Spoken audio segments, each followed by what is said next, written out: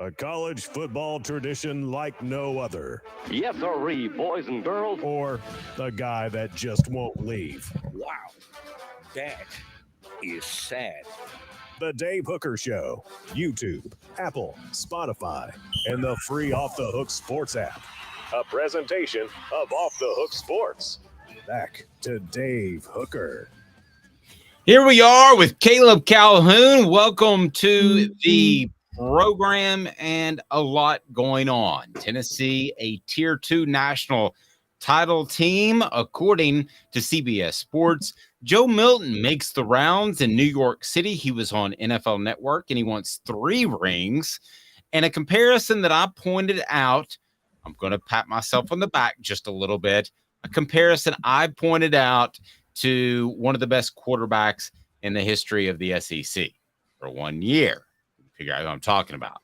That's a tease. Also, Joe Milton left off the list of most dynamic athletes at quarterback. We'll discuss that, why Josh Heupel is actually number 1 on that list down in the state of Florida. And Deion's in the news again. I know that's a real shocker when it comes to transferring NIL money and all that good stuff. And another Georgia player arrested for a traffic incident. How serious is this? And then the first edition of our Smoky Hot Takes, Tennessee's best quarterbacks of this century. So no balls on the top 75 quarterback list of this century, according to ESPN.com. We shall debate. So we'll talk some Dobbs, some Bray, some more, and a live report that we're excited about from Zach Kerr of Eddie Sports Treasures. He is in Hoover, Alabama, so we'll get his thoughts on the Vols and the SEC tournament. Load it up, kids. How are you, Caleb Calhoun? I am wonderful. How are you, Dave? I'm fantastic, and good morning to the message board. We think we got the echo thing that was bothering me yesterday, so let me know if not. Travis says, what's going on with the Athens Speedway? A reference to the Georgia Bulldogs, and they like to drive fast. That's pretty good. They haven't managed to put the brakes on those issues quite yet. Where's the rim shot, Dave? Do you have it? I can have it, but I actually have to be honest with you. I stole it from Mike Griffith of Dog Nation. It is rare that he turns a good phrase in prose, but he did so I stole it from him, and I'll give him credit. Probably the last time. But he gets credit this time. Mike Griffith is just a fantastic man. All right, here we go. We're getting moving right now, as I want to start it off with Caleb. We were on the air when Joe Milton was making his rounds and when this story came out. So let's get to it right now. It is what the H, because Tennessee not considered a top tier national championship contender. Here we go. What the H? What the? What was he thinking? Release the hounds. The Dave Hooker Show. Keep cool. A presentation of OffTheHookSports.com. Oh, what the H today, brought to you by Bassey Lawn and Garden. What the H? Why would you buy your industrial or commercial lawn products from anywhere other than Bassey Lawn and Garden? Go to Bassey.com to learn more. Bassey Lawn and Garden, man alive, it's worth the drive. So Tennessee named a Tier 2 national title contender per CBS Sports. Here's why it qualifies for what the H? There is only one team on tier number 1. It is the Georgia Bulldogs right now. The same way in the middle of Alabama's run with Nick Saban, it was them and everybody else. The old argument was, would you take the field or would you take Alabama? That's where Georgia is right now. So to me, everybody's tier 2, but a lot of other teams were tier 2 as well. So I find the whole concept of having multiple teams on the first tier, and I would like for you to run those teams down, as a little bit absurd, to be real honest with you. So what are the teams that CBS Sports had on the top tier? Okay, so on the top tier, and for anybody who wants to check this out, I'll give it a shout out real quick. This is Chip Patterson's 100 Days Out College Football Names, Games, Storylines to Follow, just 100 things. So among those things are the teams in the national title contention. Georgia's at the top for them. Just below is Alabama, then Michigan, then Ohio State, then LSU, then USC. Then here's what really gets under my skin. Is Okay, the last... so let me be clear. Who is tier 1? Who is on the all the of first? those are tier 1. Okay. Tier 1. Repeat them again, because this is strange to me. And I know he's going by odds in Vegas, which I'll lean on, but repeat those again, please. Okay, so Georgia's number 1 at the top, and then Alabama, then Michigan, then Ohio State. Now, I get your point. There should just be a tier 1 and nobody else. But if you were going to do a tier 1 and then a tier above Tennessee after that, I'm fine with Alabama, Michigan, and Ohio State. I would probably give Ohio State better odds than Michigan. I don't know about you. But I know Michigan's won the last 2, but Ohio State has more talent. Okay, people that know me would never call me this, but if you want to call me this, go ahead on the message board. Call me Homer Dave, but given the schedule and what Tennessee has returning, I believe quite firmly that they're right on par with the other teams as far as potential to win a national championship that aren't named Georgia. Well, let me make your head explode then, because here's where my head exploded. Okay. So just below them were LSU and USC. I'm okay. I'm actually still okay with that. Here's where my head explodes. Texas, Florida State, and Clemson are in tier 1. And then you get to tier 2 with Tennessee. Let me repeat that, guys. Texas, Florida State, and Clemson are tier 1. And Tennessee is tier 2. I did my Florida State rant last week. I think it's time I do a Texas rant at some point. They have no business being a tier 1 title contender. This is laughable to me. No, you've got Quinn Ewers that is decent, is okay, but this Texas team should have beaten an Alabama team when they were trying to find their way. Alabama was, because they didn't have the skill position players that they were used to, and I don't see Texas being anywhere close to potentially winning a national championship. They might in 2024 or beyond, but this doesn't feel like the year to me. No, not at all. And here's my thing. So I got no issues with programs that run pro style offenses, that kind of run the standard pro style and standard, defense. You know what I'm talking about. Those pro-minded coaches, Steve Sarkisian, Kirby Smart, Nick Saban, they're all in that mold. Wouldn't you say? I kind of miss them a little bit, to be real honest with you. Yeah, exactly. So Sarkisian's in that mold. The thing when you run those offenses, though, they are more dependent on Jimmys and Joes than any other type of offense. Does Texas really have the Jimmys and Joes to compete with Alabama and Georgia right now? No. And even with the transfer portal, you can flip a roster faster than ever. But they're not comparable to Alabama, who took a dip in talent. I mentioned the skill position players other than Bryce Young last year. So they took a dip, and I still don't think Texas is as talented as Alabama. I don't think Texas is as talented as Ohio State. Travis says, I bet Dave's mortgage that Michigan will never win a title under Harbaugh. I agree with that, but I don't think Texas is as talented as Michigan right now, based off recruiting numbers that we have in analytics. I don't understand the love for Texas. I sort of kind of can see it for Clemson, although I don't think they'll ever recover from having a second head coach in Brent Venables. That's just what I feel about Clemson. And I don't understand. John Chavis, would you say? More like David Cutcliffe. But Cutcliffe is cut out to be a head coach. Cutcliffe was head coach material. Venables, I don't think is head coach material. Okay, well, yeah, we'll find out. But he got the job at least. He got a head coaching job. John Chavis never got the job. So anyway, I think that Cutcliffe was a better coach than Chavis. I think that basically Tennessee had 2 head coaches on their staff for a number of years. So I think that Clemson had that. They've lost that with Venables, at least head coach worthy, if not one of the most solid defensive coordinators in the nation. I don't think they're going to have that again.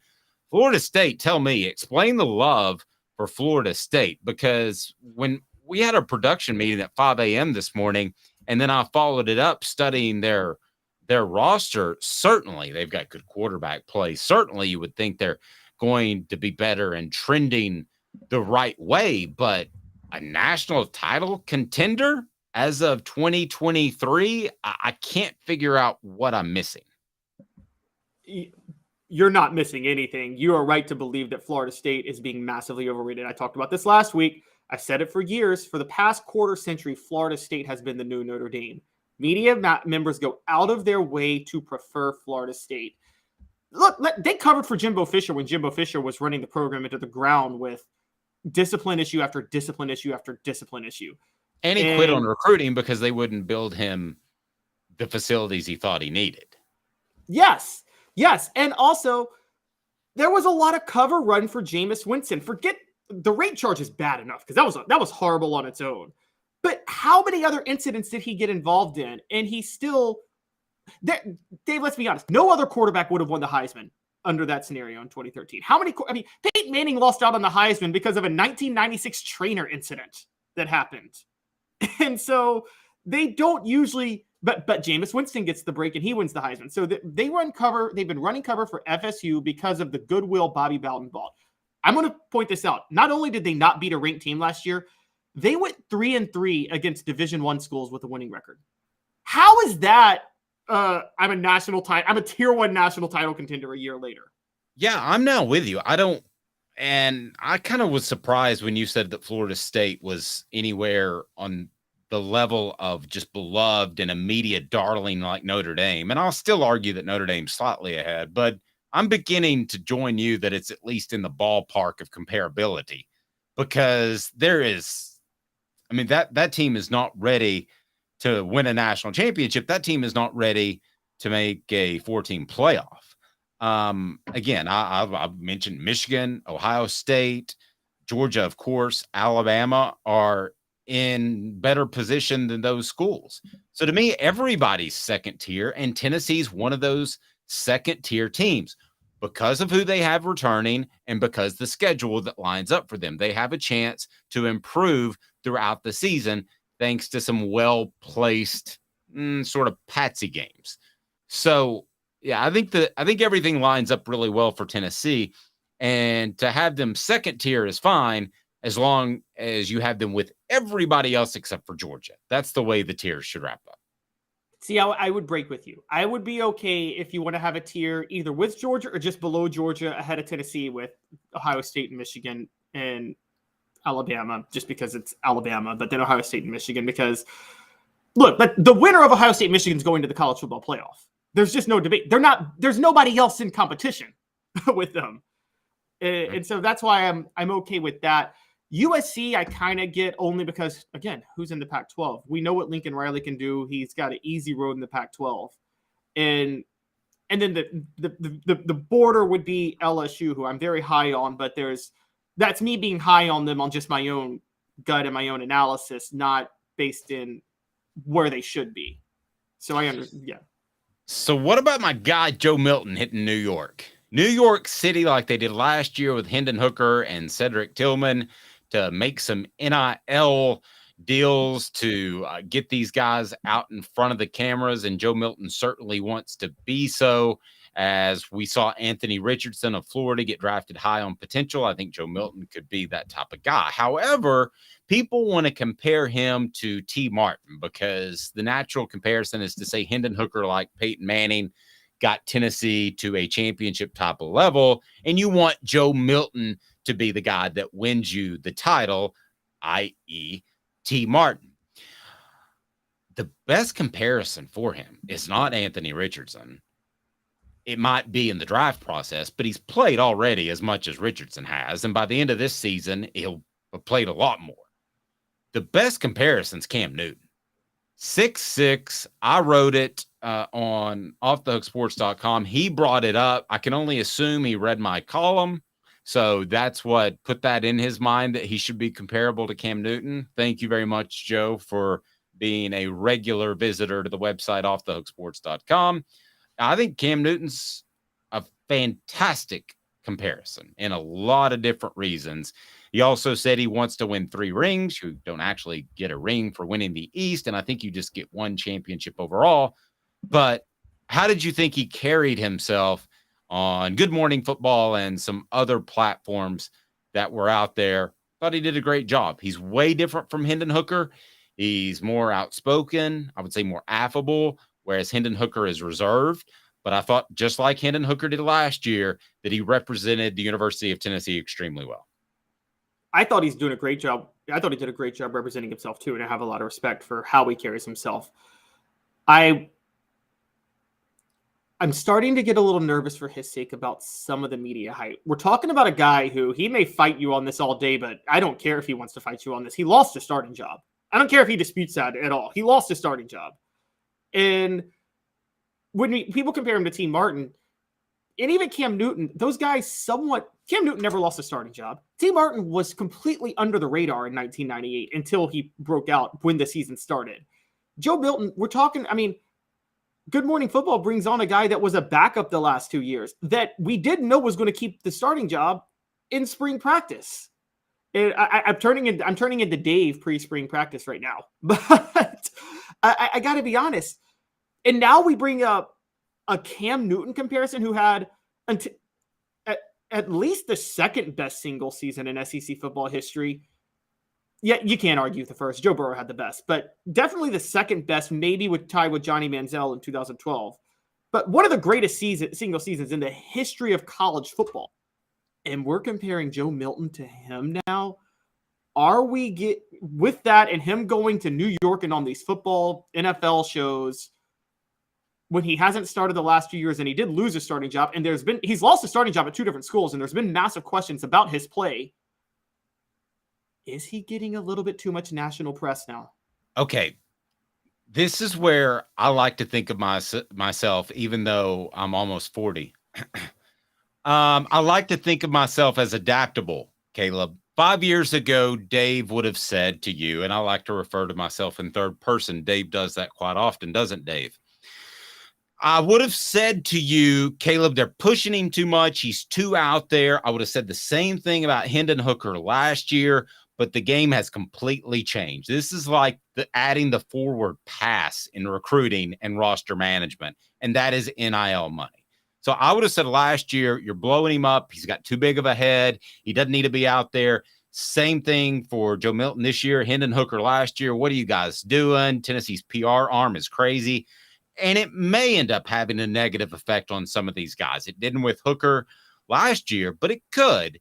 But you have to take that gamble because then you're in front of millions of people and recruits, and you can sell this NIL and the ability to get exposure. So old Dave of years past, would have completely agreed with you. Now you got to push him.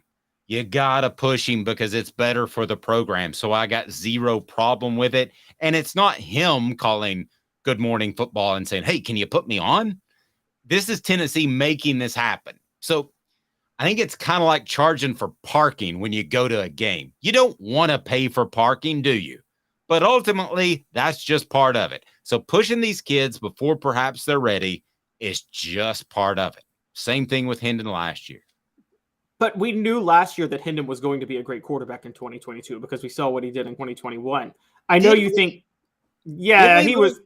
Let me stop you there. I didn't. Okay, so we didn't know he was going to be as good. Well, we didn't know he was going to be as good as he was. But I thought. I'll be honest with you. I thought he would be a B quarterback last year, and he turned out to be an A+. We don't know that Joe Milton's even going to be a B quarterback this year. That's the thing.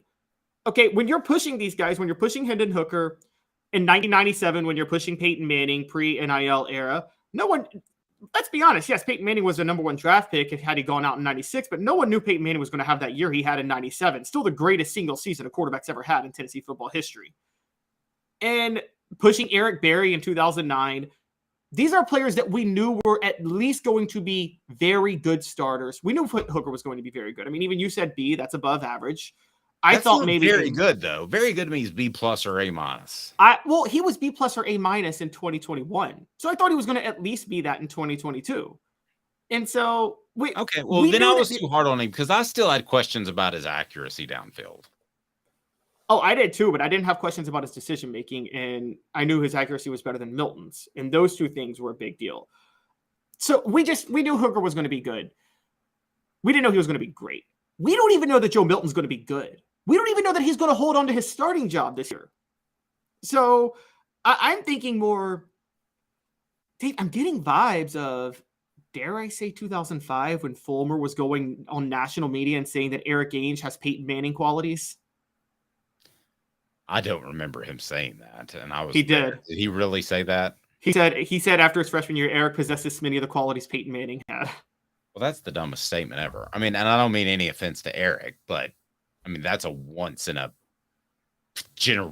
not even generation type of leader and type of work ethic. I can't believe he put that sort of pressure on Eric. I'm sure that was to try to motivate him in some shape, form, or fashion. And Philip did that through the newspaper on several occasions, especially with the offensive line. He'd say they'd have a bad day and they'd come back and they'd have an incredible day the next day. So I guess that actually I'm still taken aback that he said that, and I probably wrote it. Well, what Fulmer acknowledged later, and remember he was holding open practices for ESPN during that 2005. Yes, I busted one of those up. Oh, you did? Did I tell you that? I was on the radio and I was like, you can't hold a private practice just for ESPN. So I just left the radio show and they did call-ins to me, and I drove down the practice field and I did live reports while ESPN was there standing on the practice field, because I didn't think it was fair that you open it up for one media outlet and not the other. And next thing I know, Bud Ford's screaming, shut her down, you can't broadcast from here. Yeah. Oh my gosh. Well, so Fulmer acknowledged the reason, and it was around the same time he said this about Ainge. The reason he was doing all this promotion, if you remember, Auburn had just gone undefeated the year before and had been left out of the national title. He felt he had a national title caliber team, and he was worried that if he didn't do all the promotion, that Tennessee could go undefeated and be left out of the national title in 2005. And of course, instead they were 5-6. Yeah, I guess. Still a really dumb thing to say and puts too much pressure on a young man. I agree. Yeah, and I mean, it's dumb in a lot of ways. Particularly when you couldn't even name him the starter. Yeah, I mean, there were questions about Peyton Manning being a starter just because everything went haywire his freshman year with Brandon Stewart and Todd Helton and all that, for those that don't know. And a lot of people like Stewart more. As a matter of fact, it was pretty close to 50-50, maybe 60-40 Manning. But that was because you were in the middle of the season. When you have the offseason to figure it out, you've got to know your starter, and is it Rick Clausen or is it Eric Ainge or is it Brent Schaefer? You've got to have a good idea for that. And he apparently did not. Now, another thing about Joe Milton, he was left off a list of the most dynamic athletes at quarterback. Was that just an incredibly stupid mistake? We'll discuss 2 minutes off the Hook Sports. What should people be doing, Jacob Warren? Because you're nice enough to remind people about what we're doing. If I can find Jacob Warren talking to us, I believe I can. Maybe I can't. Now the pressure's really on because Jacob Warren has disappeared from my drops. Say something smart. Oh, there we go. Jacob Warren, what should people do? What's up, everybody? This is Jacob Warren asking you to like, subscribe, and share. Dave needs this. I do. 2 minutes back with you with Caleb Calhoun. I'm Dave Hooker. To own the more that owns every job, then get to Vassy Lawn and Garden in Cleveland and get you a Toro. I'm David Vassy, here to talk to you about Toro. With a Toro Zero Turn, you'll get more out of every minute and you'll reach the finish line faster. At Vassy's, we like to say, no matter if you're mowing 3 acres a week or 11 lawns a day, homeowners and business owners alike find confidence in equipment they can trust from top to bottom. Vassy Lawn and Garden, Highway 60 North in Cleveland. Man alive, it's worth the drive. Hi, Mike Davis here with City Heating and Air, reminding you to always dare to compare. Our team provides quality local heating and air service, installation, and maintenance across East Tennessee. We use only the best equipment like American Standard heating and air conditioning for your residential, new construction, or commercial needs. Honesty, dependability, and customer satisfaction have been the cornerstones of our business since 1961. City Heat and Air. Dare to compare.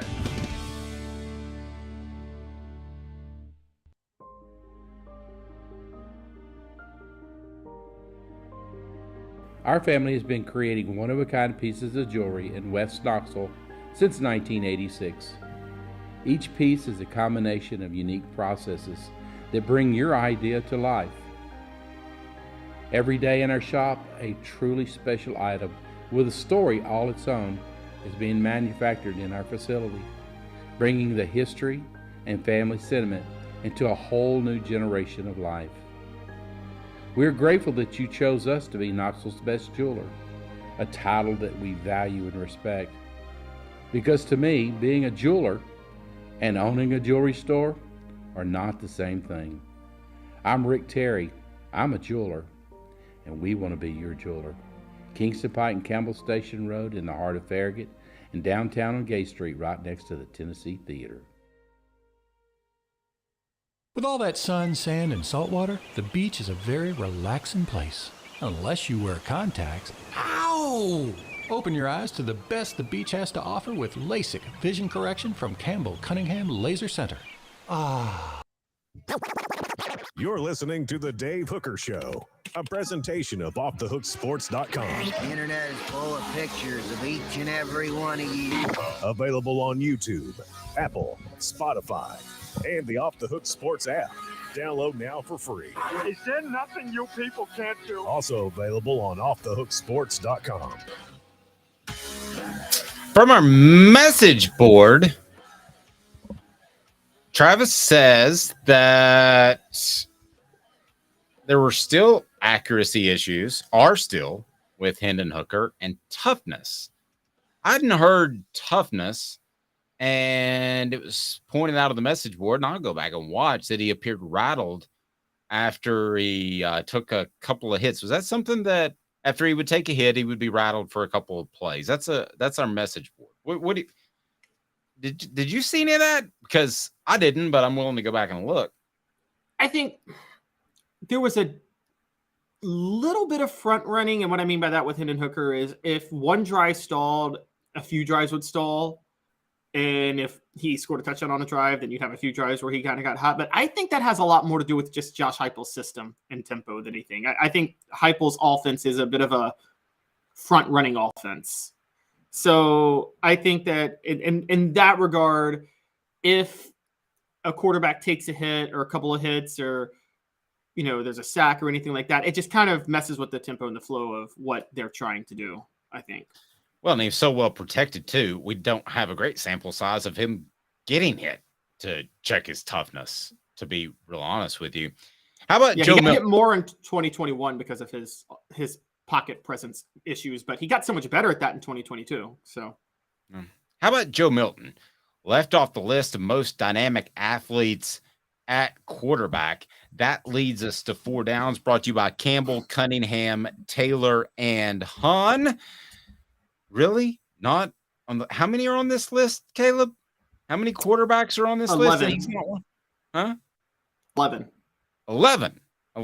11. And he's not on the list. 4 downs. Campbell, Cunningham, Taylor, and on. 4 downs.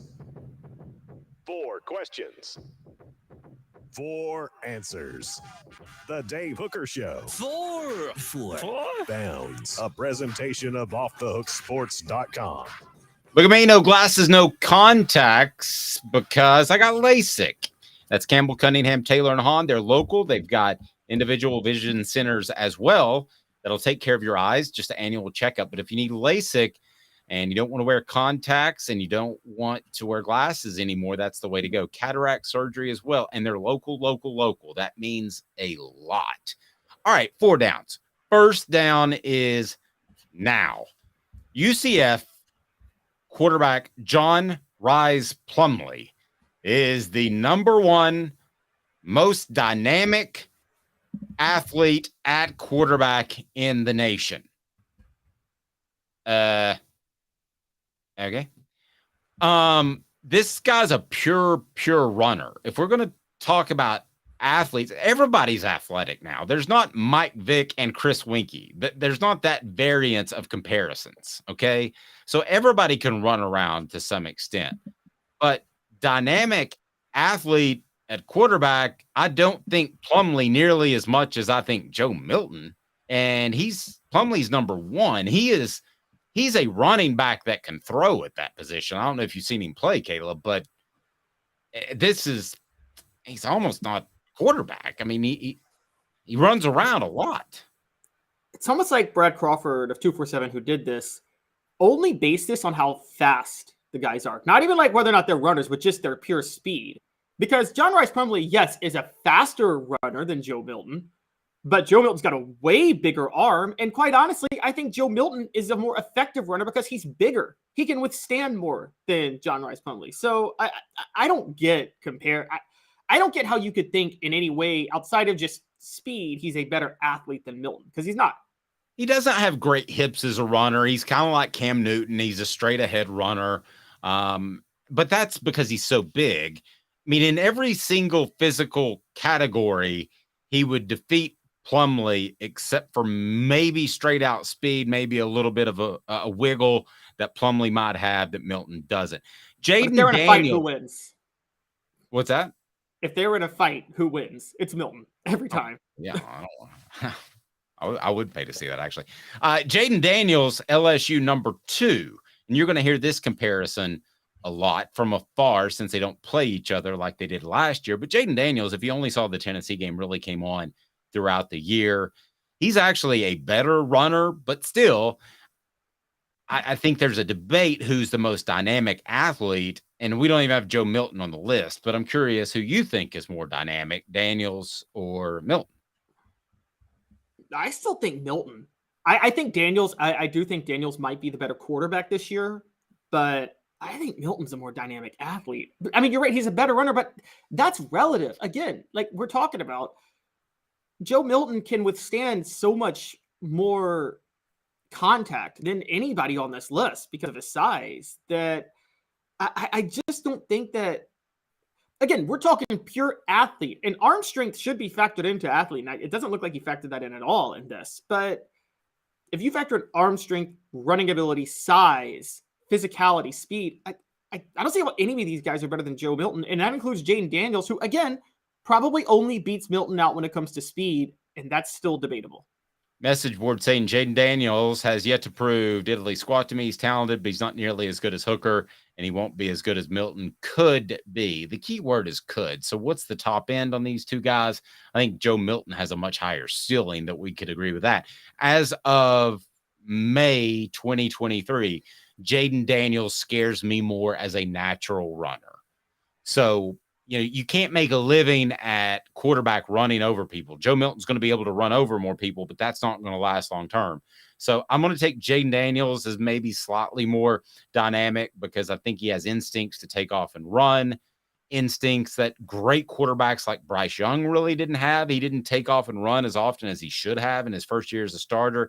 Hendon Hooker had to fit into that. I think that's just more about playing in game time. So that was second down. Third down, Jordan Nix at Florida State and Bo Nix are number 3 and number 4 on most dynamic athletes, respectively, in the nation.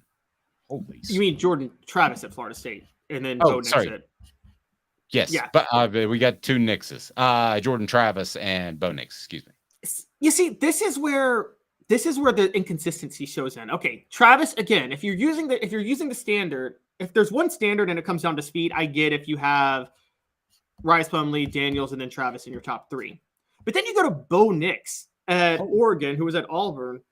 And I mean, again, arm strength, he's not an athlete. Like, I remember Bo Nix, he was under pressure a lot. If he was under pressure, he wilted all the time. He wasn't that good in the pocket. So where is this coming from? I don't get the Bo Nix thing. I don't get the Bo Nix thing. I think that Joe Milton is more dynamic than both of these guys. So that was third down. This leads to fourth down. And there are going to be a lot of these lists that come out.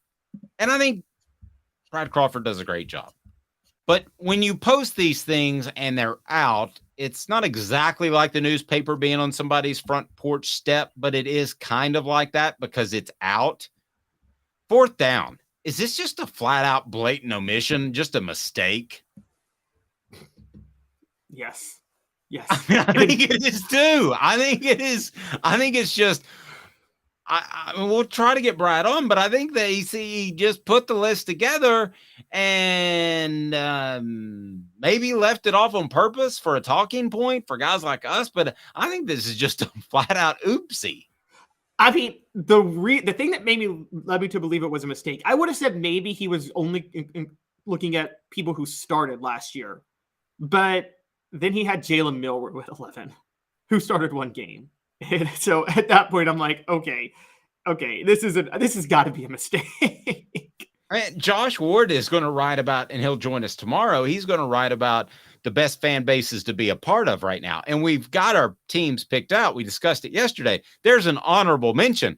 For the love of all that's holy, doesn't Joe Milton get an honorable mention here? So, I mean it's something. It's 247 Sports. That is one of their biggest followings is Tennessee fans, right? Well, it's not as big as the On 3, but yes, it's one of their bigger ones. I think that On 3 would probably have them 1, and then everybody else would be tier 4. They'd have Joe Milton tier 1, everybody else is tier 4, based off some of their reporting. Just being frank with you, they are all Vol, and that's fine, but that's not where you would ultimately go for your. They're probably already comparing him to Joe Burrow and saying he could surpass Joe Burrow's 2019 season. I think it was written that he's left Joe Burrow in the dust, and Cam Newton is crying over just watching spring practice tape. That's what I was told that the On 3 folks are saying, but they're doing a great job. I think this might be just a flat out omission, but I would easily have Joe Milton in the top half of that 11 that you mentioned. No question. I'd have him number one. Really? I mean, who's more physically an athlete? Best athlete means most physically gifted. Who has more physical gifts? Just raw physical ability than Joe Milton. Okay.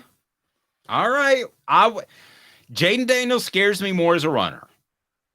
When things break down, I haven't seen that consistently enough out of Joe Milton.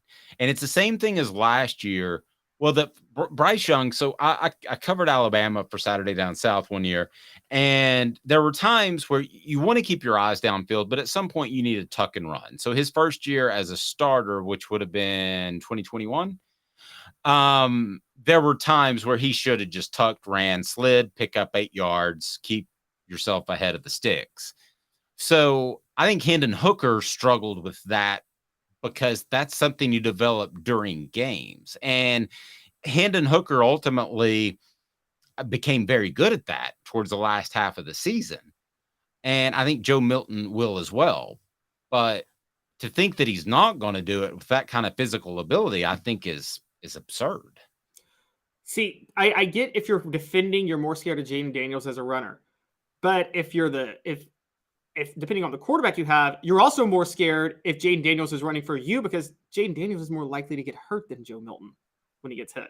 And I say that, guys, Jaden Daniels to me is the better quarterback. We have the message guy who said that Jaden Daniels has something to prove and he could be as good as Milton. I don't get that. Jaden Daniels has proven way more than Milton has at the college level already. He just won the SEC West.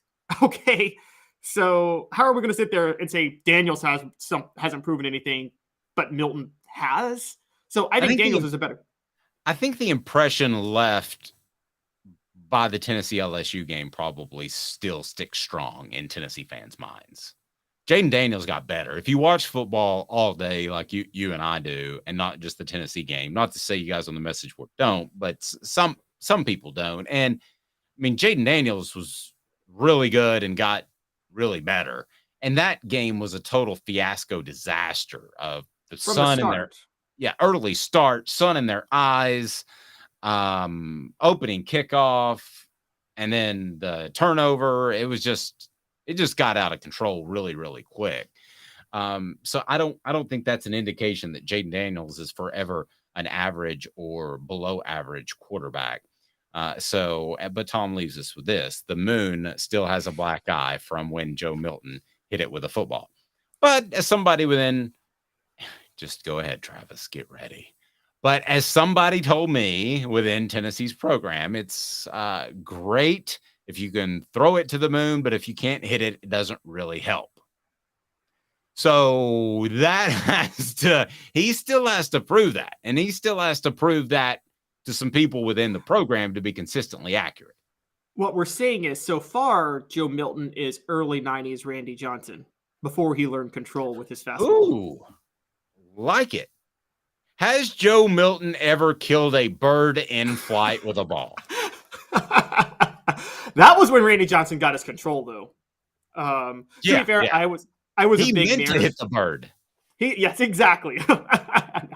I was a big Mariners fan because Ken Griffey Jr. was my favorite player, and Randy Johnson was not a reliable starter for the Mariners. But I think he was throwing games to try to get traded. That's just me. I have some bitterness there. He was not.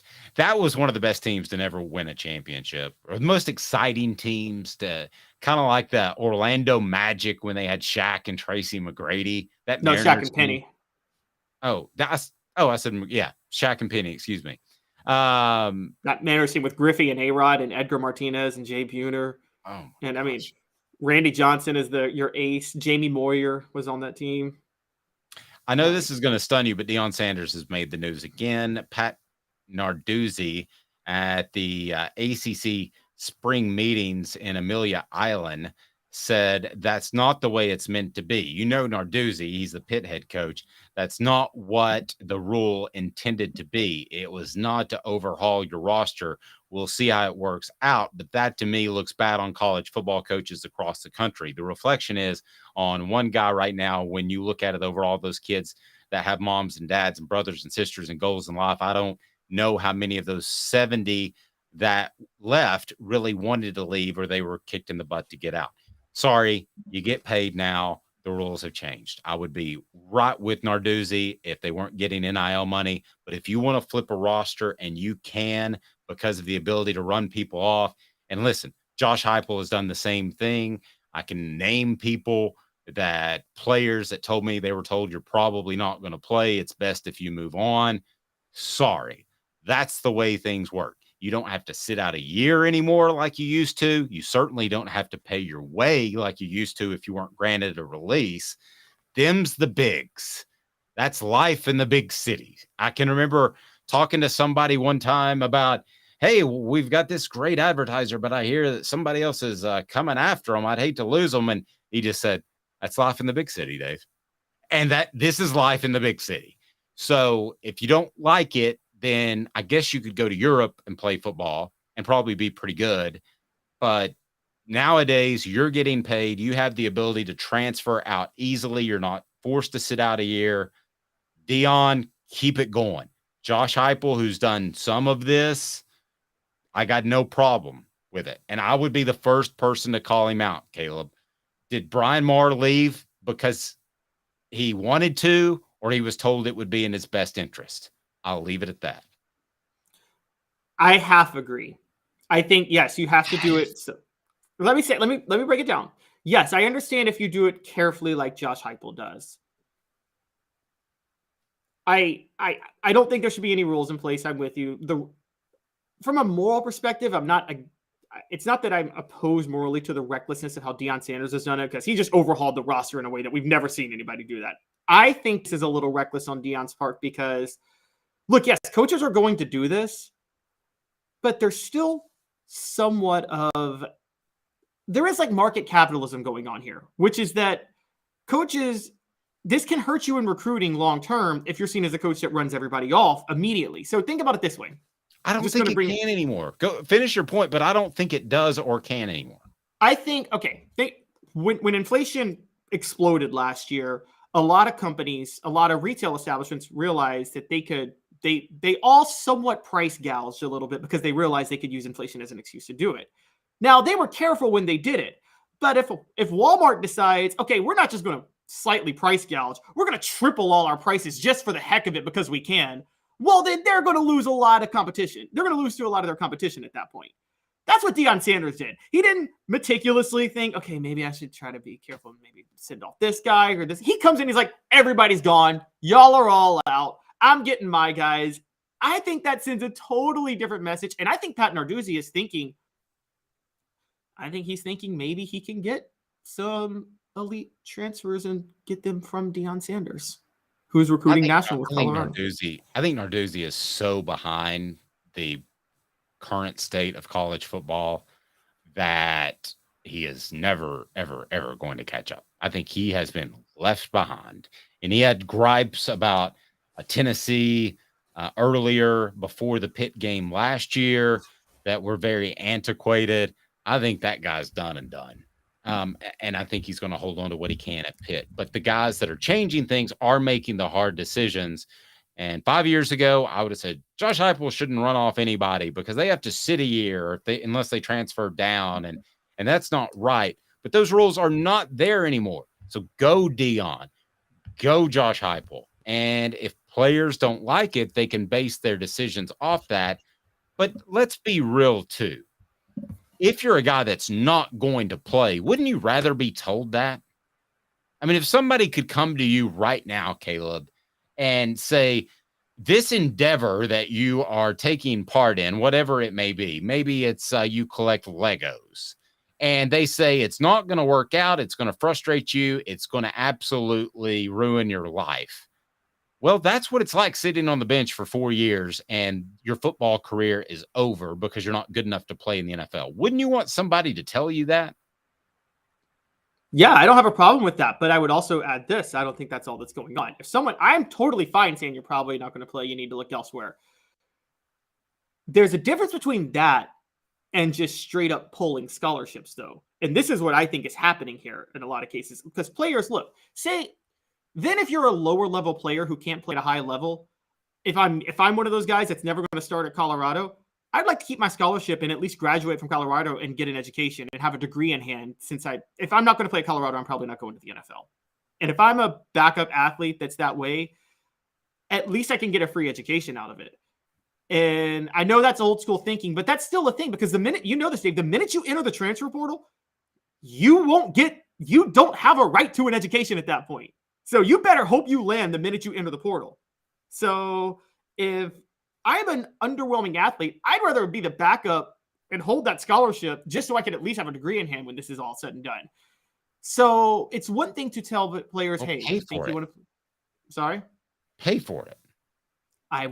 That's the thing. I don't want to force them out. I don't like forcing them out of their chance at a free degree. Okay, but here's your option. You can become a regular student at this school that you attend. You've already gotten in. Maybe your grades were lagging, but they got you in because you're an athlete. So used to be they would put these guys on, it was a medical red shirt, if you remember that. So they would keep their scholarships. Okay, but the University of Tennessee, you could pay for it by getting a job, which you would have free time because you're not playing football.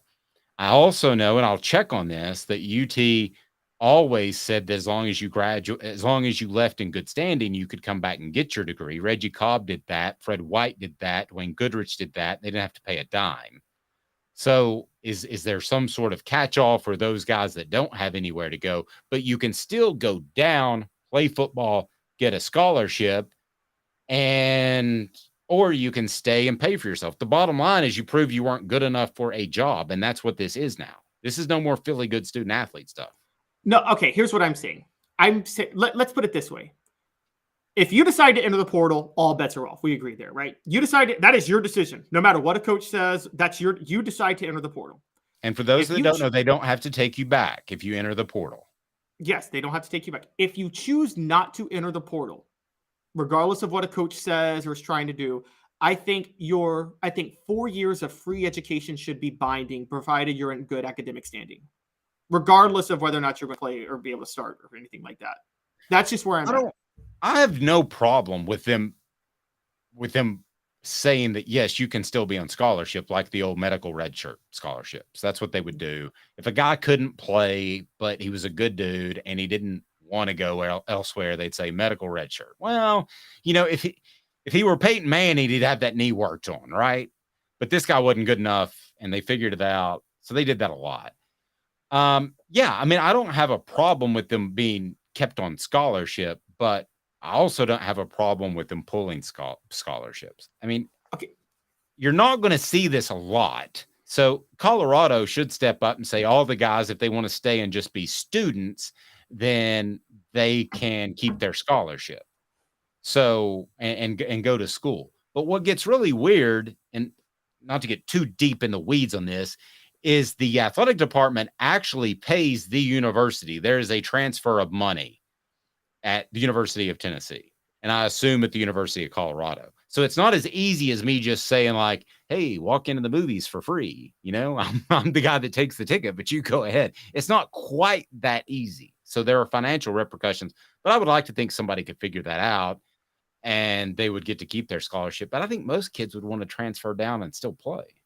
Oh, I think so too. But that's leave that option with the kids is all I'm saying. You enter the portal, it's fair game. I'm not, I look, at that point, I am with you. It's a business. It's, you made that decision. You are 18, you're 19, you're an adult. You made the decision. You risked it all. You better hope you find somewhere. But yeah, but Caleb, I do see what you're saying, but in practicality, it's not going to work. Because if I put my arm around you and I say, son, it ain't working out, and you say, well, no, I'm keeping my scholarship, and you're saying that I, as a coach, shouldn't pull that, then I'm going to make life a living hell on you in practice every day until you leave. Okay, but you see what I'm saying? I mean, that's the way it's going to play out. Deion's going to have some dude running 5 million wind sprints every practice. Okay, and this is where the school should step in and say, okay, maybe the scholarship, we'll find a way to help you keep your scholarship. But again, this is why you have to be artful with it. The artful dodger, Constance Holloway. You got to be the artful dodger, and you have to be a little more careful, which is, okay, if it's one or two people, like if Josh Heupel says this to Brian Maurer, and Brian Maurer decides to want to stay at the university, and the university finds a way to keep his contract, or keep his scholarship, excuse me. You can't do that with like 60 people. You can't do that with more with 2/3 of the football team. Yeah, I think that's what's happening. No, I mean, you can't. The school can't keep keep the scholarships of 2/3 of the football team at that point. And so I think it's just reckless for Deion to go this level. And again, he's doing this. We're acting like Deion has proven something as a head coach, guys. No, I agree. But we're also acting like Colorado has proven something as an athletic department over the past 20 years, and they haven't. Today's tough question. We'll talk some Georgia Bulldogs who can't put the brakes or even, I don't know, they can't even slightly touch the brakes on their driving problems. This is a serious deal, Georgia fans. You got a problem. And I got a problem with hitting the wrong button. Today's tough question brought to you by Craft Treats, so you can put the edit point there, Caleb. Today's tough question. Take a side. Take a stand. The Dave Hooker Show, a presentation of OffTheHookSports.com. CraftTreats.com. Use the promo code OffTheHook. Get 20% off your pet's treats that can have CBD in them that will help with digestive issues, arthritis, or anxiety. It's pretty awesome. CraftTreats.com. Use the promo code OffTheHook. Promo code OffTheHook. They have non-CBD treats as well. Your pet will love you for it. Mine does. All right. So you've got Georgia with another issue. And at our production meeting this morning, when 5 a.m., it's 4:15, I think is when it started this morning. But we were discussing this, and for a moment, I thought to myself, are we talking about are we rehashing stuff? No, we're not. Georgia receiver Marcus Rosemy-Jacksaint, it's quite a name, has been arrested on reckless driving and maximum limits speeding charges. This is with Mike Griffith of Dog Nation, senior from Pompano Beach, Florida, arrested on the misdemeanor charges at 4:33 p.m., okay, taken to jail. They take you to jail if you're really driving reckless. Okay, so there's an issue. Continuing trend of players getting arrested on speeding and reckless danger charges, despite educating and training aimed specifically at the dangerous driving issues. Kirby Smart said, quote, "We brought in Athens Clarke County Police and UGA Police to address a lot of these issues with our team in a team meeting setting, and played some video of things that were going on in Atlanta drag racing and things." You're deflecting the blame. It's your guys that are doing it. I mean, the Atlanta drag racing thing, yeah, people drive like idiots in that city, but just because they're drag racing doesn't mean you should be drag racing. And there's probably people doing fentanyl on the side of the streets. Doesn't mean your players should be doing fentanyl. So 2 of the 4 players that have been arrested this offseason on driving-related issues were arrested after Smart spoke of the educational videos that were shown to the team. So that didn't do any good. Turbulent offseason for the Bulldogs with the tragic deaths of offensive guard Devin Willock, rest in peace, sir, and recruiting staffer Chandler LaCroix, again, rest in peace. Investigators found that LaCroix was speeding excessively, reaching 104 miles an hour. So here we go. We have another issue, and they don't take you to jail if you're going 15 miles over the speed limit. I can tell you that right now. So we have another player that's been taken to jail. Now, one of the things per Mike Griffith in this story about the arrest, and it really stood out to me, and he compared now Mike didn't cover Mark Richt. Okay. Mike was covering Tennessee and then Michigan State at the time. So Mike and I go way back. So he brought up the comparison if there is a difference between the standard under Mark Richt and the standard under Kirby Smart. Okay. So that was brought up by Mike Griffith.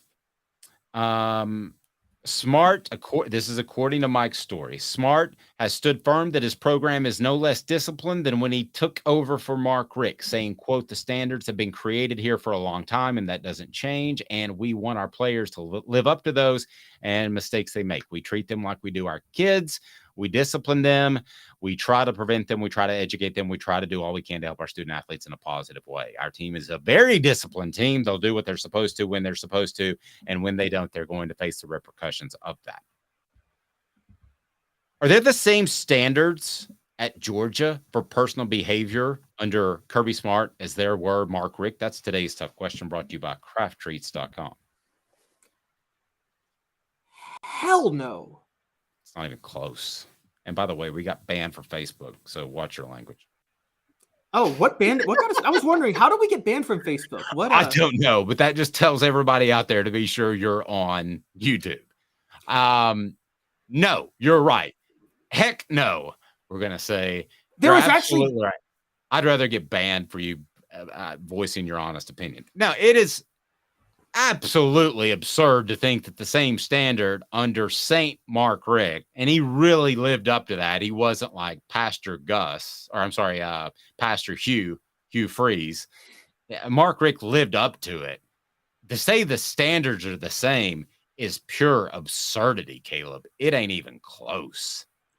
Yeah, and there's actually, we can track this. So for those who don't know, Mark Richt's last year, 2015, Georgia lost to Alabama in the regular season that year, 38-10.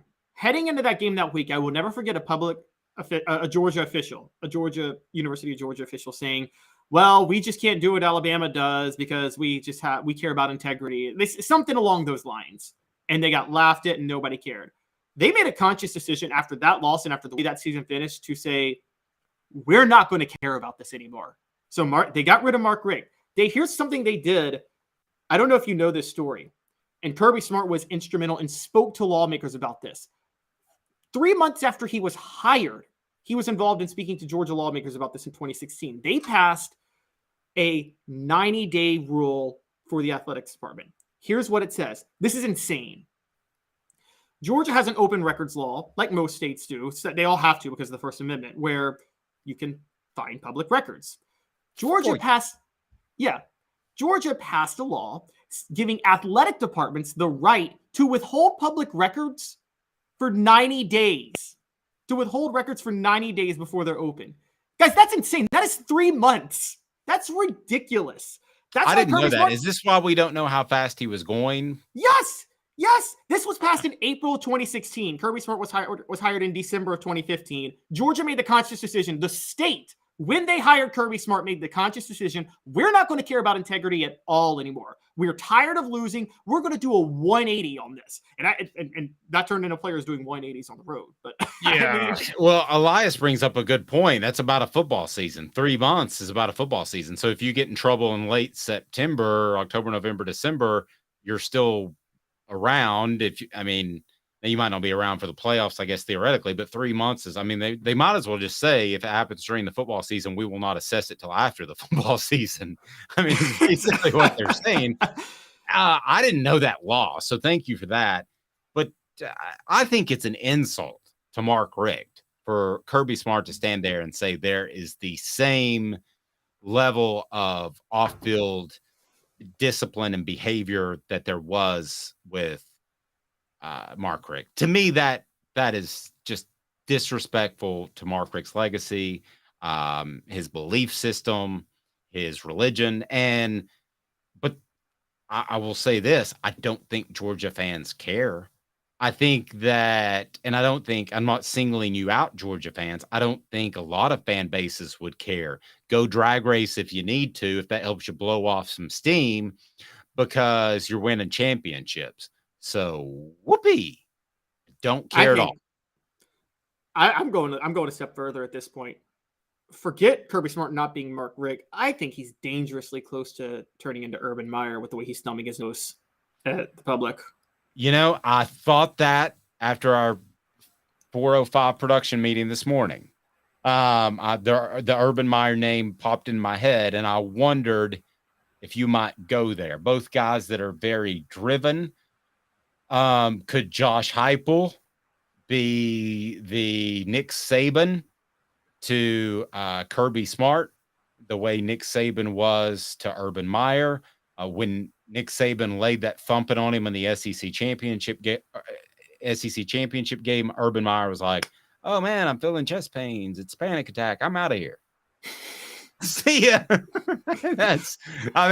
Could Josh Heupel be that guy to Kirby Smart? If not, who is that guy? We don't know right now, I don't think. Yeah, we don't. But I will tell you this, Caleb. If you let guys play, if you cover stuff up and you don't handle discipline in an effective, fair, but enforceable way that makes an impact, you will lose control of your team. I've told you this before, both on and off the show, on and off the record. That's what ultimately led to the downfall of Philip Fulmer in the early 2000s. And you can never get it back. Yeah, no, you're right. You can't get it back. And the hard part is it kills your recruiting, because I keep saying this. Parents, 5-star athletes do not want their kids going to those cultures. They get scared to death, even if they're bad parents, even if they're non-involved parents, they don't want their kids to turn out bad. And that perception sticks. And so they're going to steer their kids away from that culture. And you're right. You're absolutely right. You can't get it back. Let's not forget, the Fulmer Cup started in 2005. Remember the starting of the Fulmer Cup? Mm-hmm. And Florida and Tennessee went 5-6. Now, the great irony is a Florida fan started the Fulmer Cup, and that was the year Florida hired Urban Meyer. So total shamelessness. Yeah, and for those that don't know, the Fulmer Cup was this website that kept track of arrests and guys getting in trouble, and Tennessee was regularly towards the top of the list. But again, I don't know that we all did the digging to find out if that was really true. Smoky Hot Takes coming up. Tennessee's best quarterback of this century, and a live report from Hoover, Alabama, as the Diamond Vols try to make the College World Series, and we'll see how they end up. Not as newsy this year, but can they advance even further than that special team last year? Possibly. 2 minutes live from Hoover and the best quarterbacks of this century. Off the Hook Sports. Family has been creating jewelry since 1986, each piece unique with a story all its own. I'm Rick Terry with Rick Terry Jewelry Designs. I'm a jeweler, and I want to be your jeweler. We're grateful that you chose us to be Knoxville's best jeweler. My family and staff look forward to serving you. So please come see us. Kingston Pike and Campbell Station Road in the heart of Farragut, and downtown on Gay Street, right next to the Tennessee Theater. Hi, Mike Davis here with City Heating and Air, reminding you to always dare to compare. Our team provides quality local heating and air service, installation, and maintenance across East Tennessee. We use only the best equipment like American Standard heating and air conditioning for your residential, new construction, or commercial needs. Honesty, dependability, and customer satisfaction have been the cornerstones of our business since 1961. City Heat and Air. There's repair. With all that sun, sand, and salt water, the beach is a very relaxing place. Unless you wear contacts. Ow! Open your eyes to the best the beach has to offer with LASIK vision correction from Campbell Cunningham Laser Center. Do you want to own the more that owns every job? Then get to Vassy Lawn and Garden in Cleveland and get you a Toro. I'm David Vassy, here to talk to you about Toro. With a Toro Zero Turn, you'll get more out of every minute and you'll reach the finish line faster. At Vassy's, we like to say, no matter if you're mowing 3 acres a week or 11 lawns a day, homeowners and business owners alike find confidence in equipment they can trust from top to bottom. Vassy Lawn and Garden, Highway 60 North in Cleveland. Man alive, it's worth the drive. These mountains hold and defend a spirit far better than moonshine. A drink that holds flavor that becomes necessity. A hard cider made and relished by folk who are as hearty as they are legend. A refreshment that can only be found in one place. With a taste that makes you say, give me 3 bottles of the good stuff. Tennessee Cider Company, where necessity can be found. Objective coverage. Hey, that's new.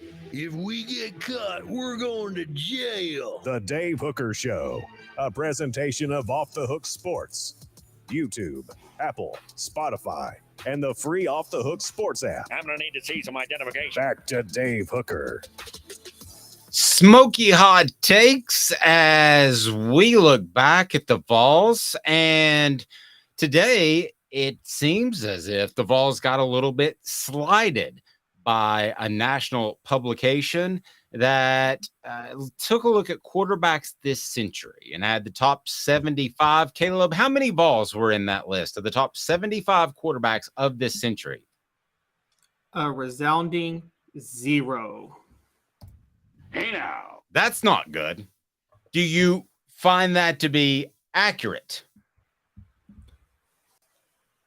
I went through the list, and no, I don't find it to be accurate. There are some quarterbacks that Tennessee could have had some guys over, but I will say that there are some that I also thought were too low. So just for context, Matt Ryan was number 75 on the list. He should have been higher. Anybody who watched Matt Ryan at Boston College in the mid-2000s knows he should be higher on that list. He single-handedly carried them to an ACC title. But some of the other, I think, receivers. I'm sorry? Had a pretty good group of receivers, but anyway. Yeah, but I think they did a lot of this as 4-year accomplishments because, look, David Green was on here. Look, I'm sorry. Let's take Hendon. I know David Green was a 4-year starter, but are you taking Hendon Hooker or David Green, Dave? Come on. Okay, so let's get to it now. We're going to rank them 1, 2, 3, 4, 5, and it gives us a great chance to look back at some stellar performances that occurred under very questionable administration and coaching.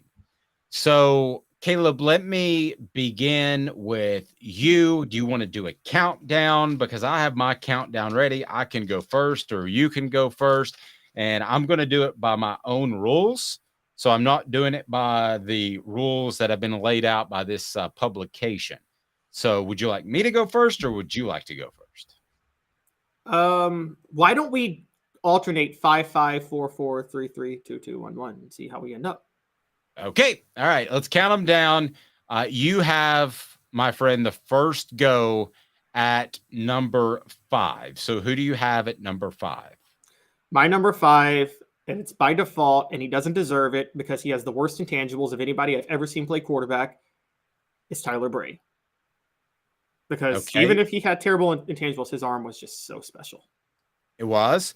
Now, before I get to my number 5, who's your number 4? My number 4 is Eric Ainge. Okay. I'm going to agree with you. I think Tyler Bray is number 5. I'm actually, though, going to have Eric Ainge a little higher. So I have Josh Dobbs at number 4. And then that's my number 4. My number 3 is Eric Ainge. Actually, I'm going to take a pivot. Hendon Hooker is my number 3. Hendon Hooker is my number 3. What do you think of that? I think that's crazy. Look at the last 2 years. That's insane. I'm sorry. I'm basing this a lot off what they did in terms of team success. So that's why I've got Bray 5. I've got Dobbs at 4. And then I'm going to go Hooker at 3. I've got Eric Ainge at number 2 because of team success. But but hold on. I know Ainge technically won the East in 2007. He didn't technically win the East. He did win the East. Yes. But Tennessee never had a top 10 finish under him. Well, I mean, you've got a coach who's on his way out, who's struggling. And if not for David Cutcliffe, that program falls apart like 3 years earlier. Okay, but if we're talking about a quarterback that is saving a coach, then Josh Dobbs should be number 1. Because he single-handedly kept Butch Jones from being fired like 3 years earlier. Well, that's true. Okay, so I've got a countdown. Bray 5, top quarterbacks at Tennessee in the 2000s or the entire century, the 21st century. Would it be the 22nd? Anyway, Bray 5, Dobbs 4. That's my countdown. Hooker 3, Ainge 2. Ainge 2. Do you know who I've got as number 1? Oh, yeah, this is obvious. He's my number 2, but he's your number 1. Go with yours. You're 4 and you're counting. So I've got Bray 5, Ainge 4, Dobbs 3, Casey Clausen 2. It's insanity. It's pure insanity. There is no question. Casey Clausen was a different level of quarterback than everybody we're talking about. Even Hendon Hooker, who I've got great respect for, but he found himself in a fantastic situation. Casey Clausen could go on the road. If he was Tennessee's quarterback this year, instead of an unproven Joe Milton, then Tennessee would be an in vogue pick to win a national championship. Casey Clausen was that good. No, Hendon Hooker was better, and I'll tell you why. Casey, and I don't want to nitpick Casey because you're right, he was clutch. Didn't always he was clutch when he against the better teams, but he didn't always live up to the expectations against the lesser teams. And you know that to be true more than I do, Dave. Well, that was the program as a whole, though. But all right, let's break Casey Clausen. When you want to bring up team success, both Hooker and Clausen had one 11-2 season in which they finished in the top 6, roughly. Okay, Casey Clausen's 11-2 season, he had the best running back in the SEC. He had the best tight end of all time in NFL history that he was throwing to. He had 2 NFL wide receivers and one of the most loaded offensive lines that Philip Fulmer ever had. So he regressed in 2002. He got worse the next 2 years, Casey Clausen. Some of that's on Randy Sanders because he did not have good coaching. I will be the first to tell you Casey Clausen did not have good coaching, whereas Hendon Hooker had superb coaching the last couple of years. But Clausen did regress. Hooker, yes, you were going to say he had a Remington Award winner in Jalen Hyatt. Hendon Hooker made him a Remington Award winner. I don't think Jalen Hyatt is going to be that good of an NFL receiver. Okay, so you've got, you mean Biletnikoff, right? Yeah, did I say Remington? Yeah, I meant Biletnikoff, sorry. That would be amazing if Jalen Hyatt won the Remington. So I got Casey, Ainge, Hooker, Dobbs, Bray. And I've got Hooker, Casey, Dobbs, Ainge, Bray. And the thing with Ainge also, you can't ignore that 2005 season and how poor he played. Well, no, you can't. But how about the impact of that was, again, a team issue. The 2 things you referenced, I thought were team issues in that Tennessee played down to its competition. Casey was certainly a part of that. And I think that 2005 was a dumpster fire. Ainge was a part of that. I don't think either one of them were responsible for that. And Casey Clausen's not the raw leader. Where you could have me on Hendon Hooker is leadership ability. I felt like Casey was one of the dudes, and you knew that he was going to be clutch and fine, and you didn't have to worry about it. But did he raw guys? Did he inspire leadership? I think of raw guy Al Wilson. Check out the Celebrate 98 series, by the way, which continues with the Travis Stevens and Travis Henry. So Al Wilson's a raw guy. Hendon Hooker's the inspirational leader. I don't think Casey Clausen was either one of those, but I might want to second guess that a little bit because he's turned into a heck of a coach out in Cali. So now I think that Casey Clausen is probably one of the top 5 quarterbacks in Tennessee football history. So I'm way higher on him than you. No, I still have him in my top 5 too in Tennessee football history. Most of my quarterbacks in Tennessee football history in my top 5 are this century. But wait, let me push back a little bit though. Maybe I could sway you with this, Dave. Legendary, like wins, like memorable wins. Hendon Hooker's most memorable win was against Alabama last year, right? By far. That may be the greatest win in Tennessee football history for a regular season. Casey Clausen had 2 of those. I think we both agree at Florida 2001 in the Swamp, right? Was one of them. The other one at Miami in 2003. Yes. But I wouldn't give Casey a lot of credit for that one. That was coaching. But anyway. I agree. That's where I was getting at. I wouldn't give Casey a lot of credit for either of those wins. He threw for 168 yards at Florida. Travis Stevens ran for over 200 yards in that game. That's what won the game. And Casey didn't even throw for 100 yards at Miami. But I tell you what, I'll tell you what, you give Hendon Hooker more credit than anybody for the Alabama win. Fair. I give Casey Clausen a lot of credit for what he did at Florida to be able to manage the ship. I'm not calling him Trent Dilfer, but I mean, that was really... Well, I mean, in that particular you're game, saying him managing the ship was better than Hendon Hooker actually going out and winning the game himself. I didn't say better than. I'm giving you the 2001 as yes, he didn't go out there and win it by throwing for 300 bajillion yards, but that was a tough place to play. If you remember, that was 2001 because of 9/11. I know you remember.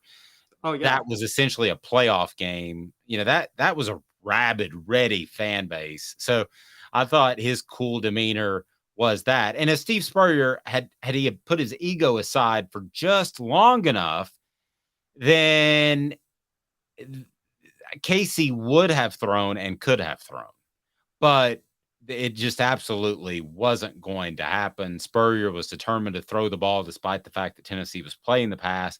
So Casey and Tennessee were able just to hand the ball off and play a little bit of ball control. But now Casey Clausen is one of the most misunderstood quarterbacks in Tennessee football history.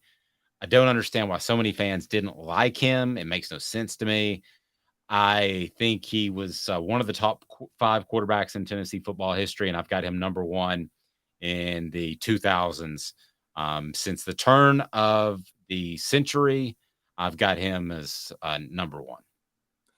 I can't. That also, because another one I'm going to go, there are losses I actually put on Casey. I can't put either of Tennessee's losses on Hooker last year. Like the 0-1 loss to LSU, I partially put that on Casey. Now, yes, Stallworth fumbled, Stevens fumbled, but Casey wasn't able to really carry the team in that game when things were going south. I also put, here's a big one, Dave. Okay, Florida 0-1, playoff game to win the East. Georgia 0-3 was a playoff game to win the East in the middle of October. How did Casey Clausen play in that game? No, that's fair. I mean that was none of these guys are perfect. I mean, it's not like we're comparing. If we said back to 1990, it would be Peyton Manning. And I understand your argument for Hendon Hooker, but I do think a lot of things fell his way. Out of that group, though, if I'm starting a football team, which is what I based mine off of, I would go Casey Clausen. Not in Heupel's offense, because you need a little bit of mobility, too. Actually, I think he'd be really good in Heupel's offense. You don't? Casey, no, because Casey's not. We talked about this a couple of months ago. Remember, the mobility and the big arm are the most important parts of Heupel's offense. And Casey and Peyton Manning had the worst mobility of any Tennessee quarterbacks. The only difference is Peyton Manning had David Cutcliffe to coach him how to move in the pocket, whereas Casey Clausen had a former running backs coach in Randy Sanders, who was nothing but a recruiter, coaching him how to move in the pocket.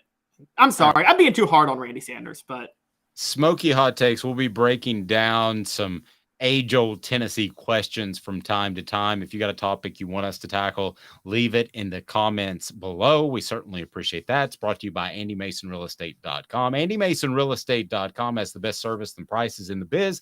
AndyMasonRealEstate.com will get you in the right home, save you thousands or tens of thousands of dollars. Again, that's smoky hot takes. So leave in the comment section below. Do you want us to tackle best running backs of the past 50 years, whatever the case may be? And we'll continue this series throughout the summer and into the fall. But we're now joined by a very special guest. Zach Hare joins us, and he is in Hoover, Alabama.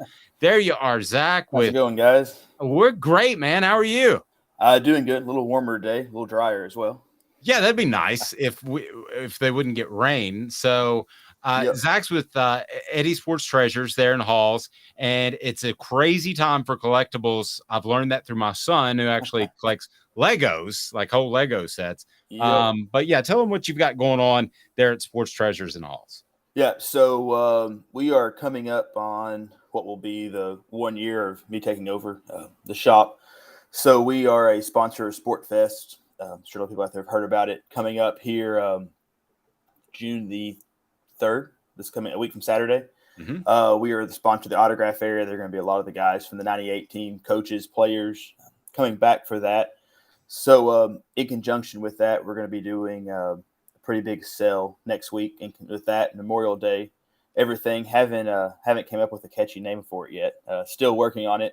Let me work on that. Back in my drinking days, I could come up with something pretty creative, Zach, but I'll work on that. Yep. So be looking at our social medias, Facebook, Sports Treasures, Instagram on Sports Treasures TN. We'll be posting all of that pretty soon. Probably going to be some pretty good sales on UT autographs and unautographed items, as well as, like you said, cards, singles, boxes, not necessarily sports cards. We're, on Saturdays, Pokemon's pretty big at the shop. Yeah. So as well as apparel, we have that, and then other signed mini helmets, baseballs, footballs, jerseys. Got a good selection of any Chiefs fans out there. Recently, we're at the draft for a card show, and I picked up a lot of Chiefs memorabilia while we were out there. Nice. All right. So Eddie retired. So is it still Eddie Sports Treasures, or is Zach Sports Treasures, or just Sports Treasures? So it's just Sports Treasures. Actually, it was never legally Eddie Sports Treasures. Okay. He just kind of called it that because, hey, I'm going to Eddie's, that type of thing. And so over the year, it's Facebook and Instagram and stuff like that. It's made it a little difficult. We have gotten it back to where it's just Sports Treasures. The only thing that's not Sports Treasures is our eBay store is still the Wall of Fame. That was my my personal one.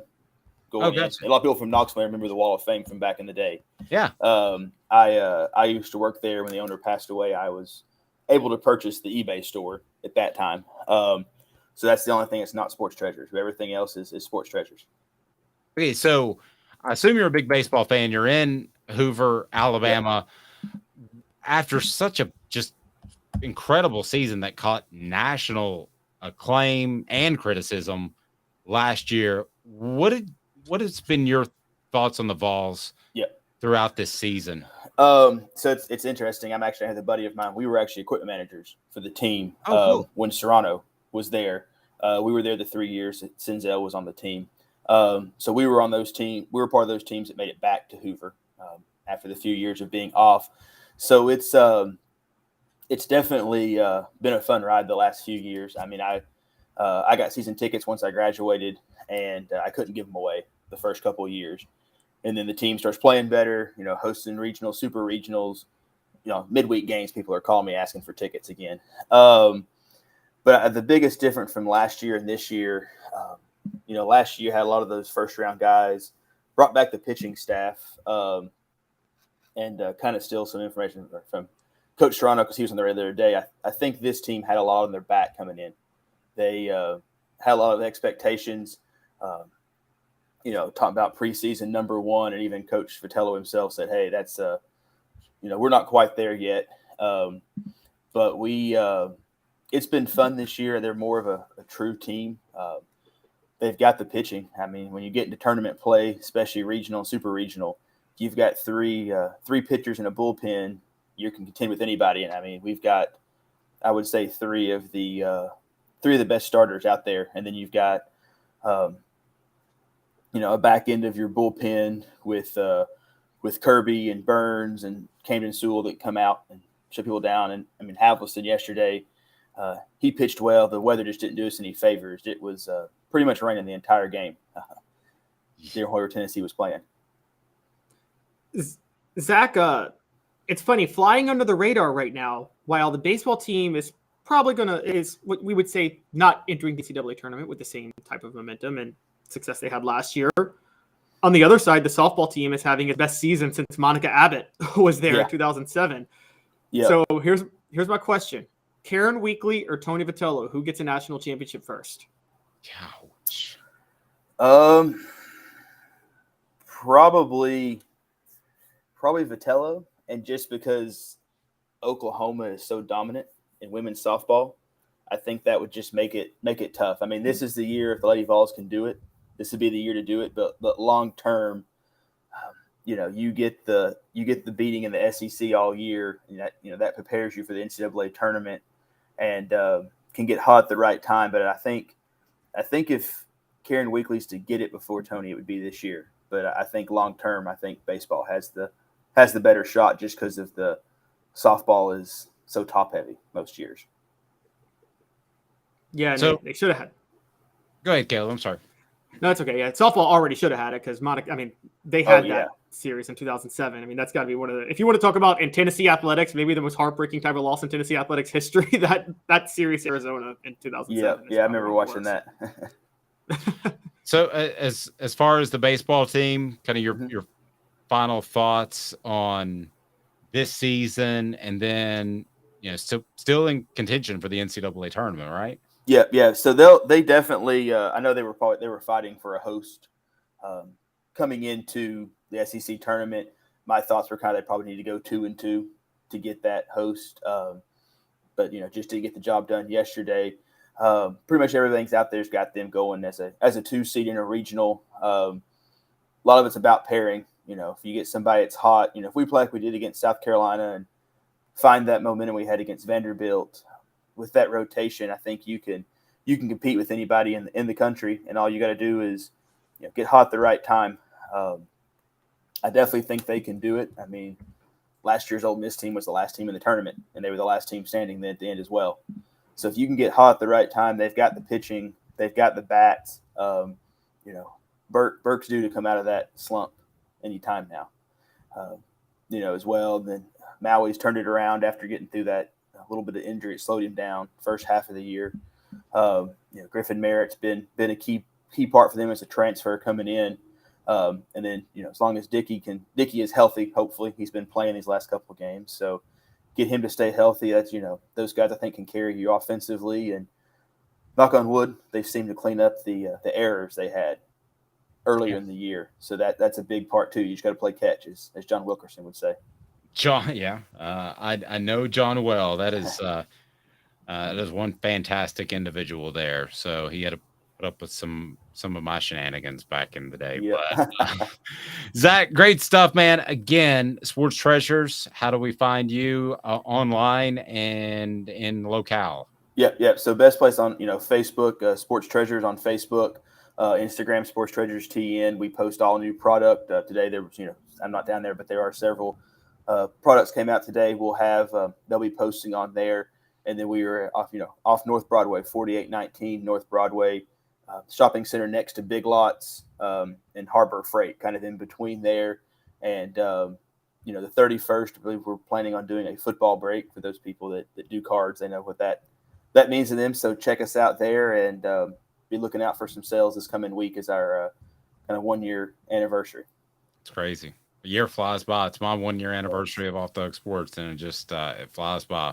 All right, Zach, have a blessed day, safe travels, and thanks for the update. Yeah, thanks, guys. Have a great day. Thanks, buddy. That's Zach here of Sports Treasures. Pretty cool stuff. All right, that does it for us. We want to be sure and thank City Heating and Air Conditioning, who's just down the road from Sports Treasures. Integrity Matters, cityheatandair.com. They are fantastic. For Caleb Calhoun, I'm Dave Hooker. This has been a presentation